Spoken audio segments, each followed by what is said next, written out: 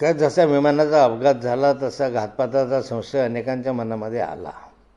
अमोल मटकरेंनी या ठिकाणी जे वक्तव्य केलेलं आहे त्या वक्तव्यामध्ये काही तथ्य आढळतं की जर 6 लोक विमानात गेल्याचं रेकॉर्ड आहे तर 5च शव कसे त्या ठिकाणी मिळाले असं समजतं आहे. त्या ठिकाणी पायलट बाकी त्याच्यामधनं गायब आहे, पायलटचं शव त्याच्यामध्ये नाही असंही माहिती पडली.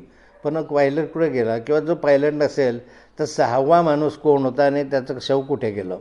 दुसरं त्यांनी जो प्रश्न विचारला आहे की इथं मी स्वतः त्या स्पॉटवर गेलो होतो, जिथं विमान जळालं त्या स्पॉटला मी व्हिजिट केली होती.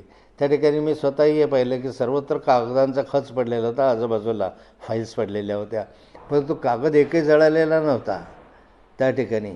आणि मग असं अनेक शंका असताना या ठिकाणी मला असं वाटतं प्राथमिक चौकशीमध्ये की शंकेला वाव न ठेवता या घटनेची न्यायालयीन चौकशी झाली पाहिजे.